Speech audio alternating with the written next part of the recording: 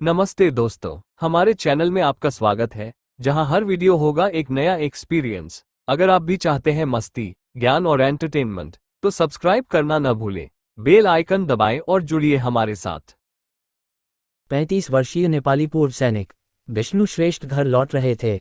वह हाल ही में 7वीं में कॉर्पोरल के रूप में अपने पद से सेवानिवृत्त हुए थे। भारतीय सेना में 8वीं गोरखा पैदल सेना की बटालियन गोरखा के मूल निवासी हैं नेपाल, जिसने मुख्य रूप से नेपाल, भारत और संयुक्त राज्य अमेरिका की सैन्य इकाइयों में सेवा की। राज्य कहा जाता है कि उनका नाम एक मध्ययुगीन हिंदू योद्धा संत से लिया गया है।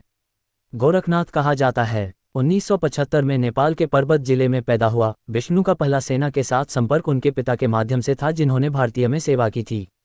सेना इस तरह विष्णु के लिए अपने पिता के नक्शे कदम पर चलना स्वाभाविक था। अपने पूरे जीवन में विष्णु ने अफगानिस्तान से लेकर पूरी दुनिया में लड़ाई लड़ी थी। कई वर्गीकृत स्थान समर्पित हिंसा के जीवन को सहन करने के बाद स्वतंत्रता की रक्षा करते हुए विष्णु अपने शांतिपूर्ण जीवन की प्रतीक्षा कर रहा था, अपने माता पिता, भाई बहनों और अन्य रिश्तेदारों के साथ गृहनगर। जैसे ही ट्रेन पश्चिम बंगाल के जंगलों से गुजरी, विष्णु चुपचाप एक के पास बैठ गया। खिड़की बाहर के दृश्य को देख रही है और जीवन पर प्रतिबिंबित कर रही है। गर्म और नम शाम धीरे धीरे ठंडी रात में बदल रही थी। यह एक लंबी यात्रा थी वापसा गांव। आधी रात के आसपास हालांकि ट्रेन अचानक रुक गई।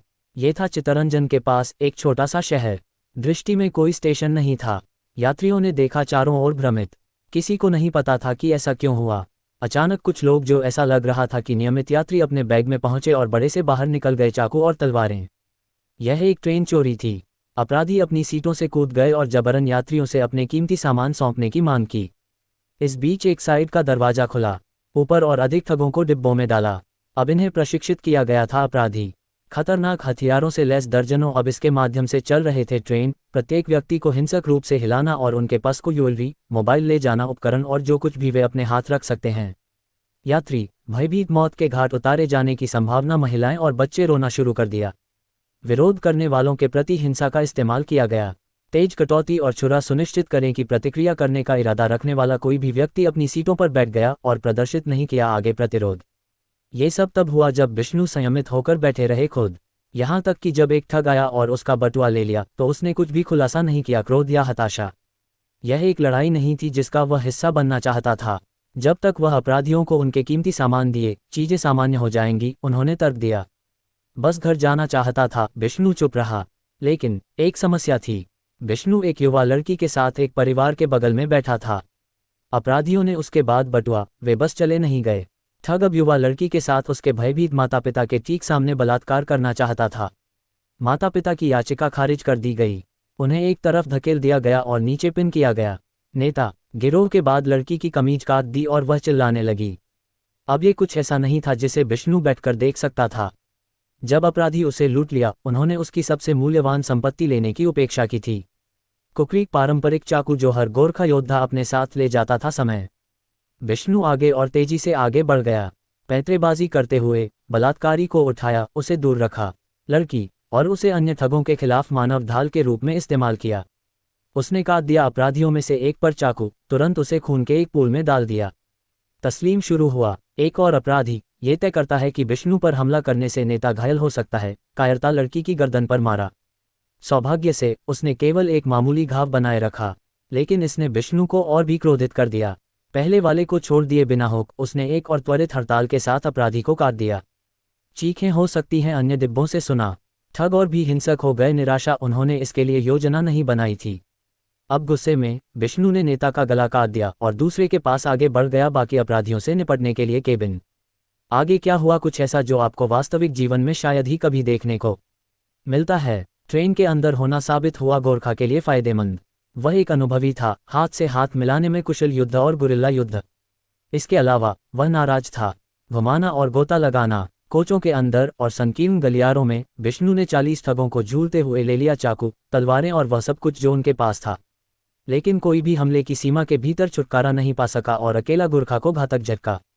विष्णु ट्रेन के माध्यम से दौड़ा, स्लैशिंग उसकी कुकरी और हर गुंडे को काट दिया जिसने उसका सामना करने की हिम्मत की। मिनटों के भीतर उसने 3 को मार डाला और 8 को गंभीर रूप से घायल कर दिया। सशस्त्र चोर हमले की सरासर क्रूरता से हैरान थे, लेकिन वे वापस आ गए पैर और प्रतिशोध शुरू कर दिया। उनमें से कुशल लोग सबसे आगे बढ़ गए। उन्होंने जवाबी हमला शुरू कर दिया। विष्णु ने एक तलवार का प्रहार किया जिसने नसों को काट दिया और उसके बाएं हाथ में धमनियां। लेकिन उस रात लुटेरों को एक बात का एहसास हुआ गोरखाओं के बारे में। जब तक उनके शरीर में सांस बची है, ये पहाड़ों से कठोर लोग कभी हार नहीं मानते, खासकर जब वे लड़ रहे हों निर्दोष लोगों के जीवन की रक्षा के लिए।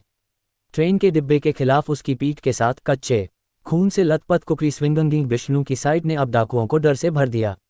उनके पास विकल्प नहीं थे, जबकि विष्णु एक शेर की तरह उग्र हो रहा था, काट रहा था दया के बिना, जिसने उसे पार किया। उन्हें वापस पाने की संभावना के बिना लूट और अपने जीवन के लिए डर, शेष ठग इसे बनाए नहीं रख सके उनके हमले की गति। हिम्मतहीन वे डिब्बों से बाहर कूद गए और भाग गए रात में दूर, एक के बाद एक। कोई फर्क नहीं पड़ता कि उनकी संख्या गोरखा थी, बस बहुत दुर्जय। ट्रेन अंततः फिर से शुरू हुई और यात्रा जारी रही। तभी विष्णु नीचे आ गया। वह जमीन पर गिर गया, खून से लथपथ और थका हुआ। अगले स्टेशन पर पुलिस और आपातकालीन कर्मी इंतजार कर रहे थे। खून के एक पिंड के साथ विष्णु को पास के अस्पताल में ले जाया गया, जहां उन्होंने चोटों से उबरने में अगले 2 महीने बिताए।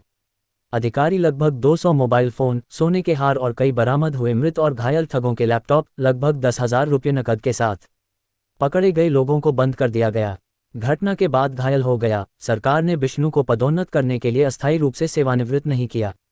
उन्होंने 2 पदक जीते। बहादुरी विष्णु की इकाई ने उन्हें चांदी की चढ़ाया हुआ कुकरी भेंट की। भारतीय सरकार ने उसे वह इनाम दिया जो गिरोह पर रखा गया था।